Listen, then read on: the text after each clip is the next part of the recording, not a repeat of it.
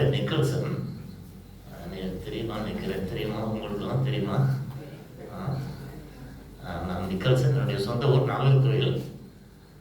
நாகர்கோவிலே படித்து, அது பிறகு மதுரையில் இன்ஜினியரிங் படித்து, அது பிறகு பல கம்பெனிஸில் நான் வேலை செய்தேன். நாகர்கோவில் மிகவும் கிறிஸ்தவ மக்கள் நிறைந்த ஒரு இடம். கிறிஸ்தவ ஊழியங்கள், சபைகள், ஸ்தாபனங்கள் நிறைந்த ஒரு இடம். இருந்தாலும் நான் அந்த இடத்துல வைத்து நான் ஆண்டவரை அறிந்து ஏற்றுக்கொள்ளவில்லை. பல வருஷங்களாக நான் ஊழியம் பல கம்பெனிகளில் வேலை செய்தேன். I work in many different companies. From Chennai, then I went to Baroda.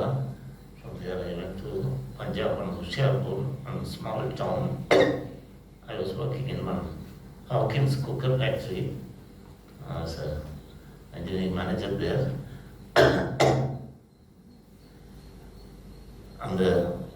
அந்த நாட்களில்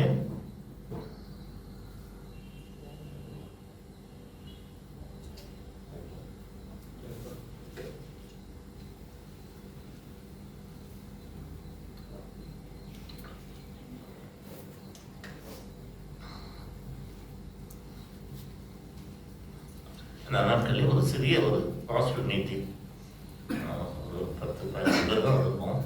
அந்த மாதிரி ஒரு சின்ன ஒரு ஸ்கூலில் ஒரு ஹாஸ்பிட்டல் மீட்டிங் ஹுஷியார்பூர். அங்கேயே ஆண்டவருடைய வசனத்தை கேட்டு நான் ஆண்டவரை ஏற்றுக்கொண்டேன். அந்த இடத்துல தான் நான் ரட்சிக்கப்பட்டேன். அந்த ஹுஷியார்பூரில் மொத்தம் ஒரு 30-40 கிறிஸ்தவ குடும்பங்கள் தான் இருந்தாங்க முழு அந்த சிட்டியிலேயே. அந்த ஒரு சிறிய இடத்துல ஒரு சிறிய ஒரு ஹாஸ்பிட்டல் மீட்டிங்கே ஆண்டவர் என்னோடு பேசினார். அவரை அறிந்து நான் ஏற்றுக்கொண்டே ரட்சிக்கப்பட்டேன். 1984 ஆண்டில் 85வது வருஷம் இங்கே இருந்து யோசமா இந்த பல இடங்கள்லேருந்து காஸ்பல் டீம் இங்கே வந்தாங்க. They came and preached the gospel in Hoshiarpur and other places. They came to know that I am born again. So அவங்க வந்து எங்கள் வீட்டுக்கு வந்தாங்க. அங்கேருந்து நாங்கள் பல இடங்களில் அந்த சுவிசேஷ ஊழியம் செய்தோம். அப்புறம் இந்த சபையில் வந்து சேர்ந்து நான் அங்கேயே ஒரு ஆராதனை ஆரம்பித்தோம். அப்புறம் 1986 எனக்கு டிரான்ஸ்ஃபர் ஆகி பாம்பே, இந்த ஹாக்கின்ஸ் ஹெட் ஆஃபீஸ் பாம்பேயில் அங்கே எனக்கு டிரான்ஸ்ஃபர் ஆனது. அப்புறம் அங்கேயே 3-4 வருஷம் வேலை செய்தேன். அங்கேயே நாங்கள் கிடைக்கிற அனுவல் லீவ், ஒரு வருஷம் கிடைக்கிற அனுவல் லீவில் இந்த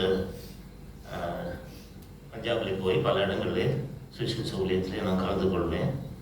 இப்படி 89வது வருஷத்தில் ஆண்டவர் எனக்கு கொடுத்த பாரதம், அவர் கொடுத்த வாக்கு தத்தங்கள், அவர் என்னை பேர் சொல்லி அழைத்த சில வசனங்கள் மூலமாக நான் என்னை முழு நேர ஊழியத்துக்கு நான் ஒப்பு கொடுத்தேன். 1989 நாங்கள் புறப்பட்டு அங்கேருந்து பஞ்சாப் போனோம். சில நாட்கள் சண்டிகரில் இருந்து பிறகு அம்ரித்சரில் போய் அந்த சுவிசேஷ ஊழியத்திலே நான் கலந்து கொண்டேன். கடந்த 36 வருஷங்களாக பஞ்சாபிலே ஆண்டவருடைய ஊழியத்திலே நானும் என் மனைவி நாங்கள் 2 பேருமாக அங்கே இந்த ஊழியத்திலே ஈடுபட்டு வருகிறோம். எந்த நன்மை இல்லாத பாவிகளும் அக்கிரமக்காரமாக இருந்த எங்களை அவர் விதமாக தெரிந்து கொண்டு இது மட்டுமாக அங்கே ஊழியம் செய்ய எங்களை வழி நடத்தி வருகிறார்.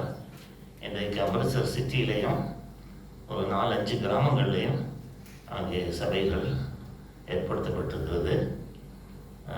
சபைன்னு சொல்லும்போது முதலாவது அந்த அம்ரித்சர் சபையாக நாங்கள் ஒரு வீட்டில் கூட்டிகிட்டு இருந்தோம். அந்த வீட்லேயே கூட்டினா போதும் அப்படின்னு நாங்கள் ஒரு பில்டிங் கட்டணும்னு நினைக்கவே இல்லை.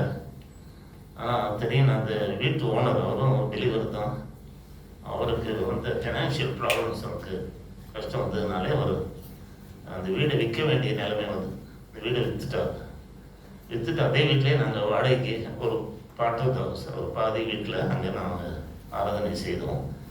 ஆனால் அந்த பக்கத்து வீட்டில் இருந்த பக்கத்து வீடு வேறு எனக்கு வாடகை கொடுத்துட்டார். ஸோ அங்கே இருந்து டிஸ்டர்பன்ஸ் அதிகமாக இருந்தனாலே அங்கே நாங்கள் அந்த ஊழியத்தை, அந்த ஆராதனை கூட்டங்கள் எல்லாம் நடத்துறது ரொம்ப குழப்பமாக இருந்தது. அப்போ தான் நமக்கு ஒரு இடம் வேணும் அப்படின்னு சொல்லி திணிக்க ஆரம்பித்தோம். ஆண்டவர் அங்கே அமிர்தசர்லேயே ஒரு இடம் எங்களுக்கு கொடுத்தாரு. அங்கே ஒரு ஜெப வீடு கட்டி அங்கே நாங்கள் மேலே தங்கியிருக்கோம். கீழே ஆராதனை வீடு. அந்த அதிலிருந்து தொடர்ந்து பல கிராமங்கள்லேயும் வீடுகளில் தான் நாங்கள் கூட்டிகிட்டு இருந்தோம். ஆண்டவர் சபை நிறைய ஆள் ஜனம் அதிக மெம்பர்ஸ் வரும்போது இடம் பத்தாததுனாலே ஆண்டவர் எங்களுக்கு இடத்தை தந்தார். இப்போ 4-5 கிராமங்களில் சில ஜெப வீடுகள் கட்டியிருக்கோம். சபைகள் வளர்ச்சியடைந்து வருகிறது. அங்கே பஞ்சாபிலே சுவிசேஷத்துக்கு எந்த எதிர்ப்பு இல்லை இதுவரை. இந்தியா முழுவதிலையும் பார்க்கும்போது பஞ்சாபில் தான் சுவிசேஷ ஊழியத்துக்கு நல்ல ஒரு நிலைமை அங்கே இருக்குது. யாரும் எதிர்க்க மாட்டாங்க. சுவிசேஷம் ஏற்றுக்கொள்ளவங்க குறைவாக இருந்தாலும் கொஞ்சம் கொஞ்சமாக வந்துட்டுருக்காங்க. அந்த சீக்கியர்லேயே ஒரு தாழ்ந்த ஜாதி சீக்கியர்ஸ், மஜ்பி சீக்குன்னு சொல்லுவோம், அவங்க தான் அதிகமாக வராங்க. அவங்க ஊழியத்திலையும் ரொம்ப ஆக்டிவாக இருக்காங்க. ஸோ இந்த பஞ்சாபில் ஊழியர்களுக்காக நீங்கள் தொடர்ந்து ஜெபியுங்க. தொடர்ந்து அந்த சுவிசேஷ ஊழியம் நடைபெறும். இன்னும் அநேக கிராமங்களிலே சபைகள் கட்டப்பட வேண்டும்.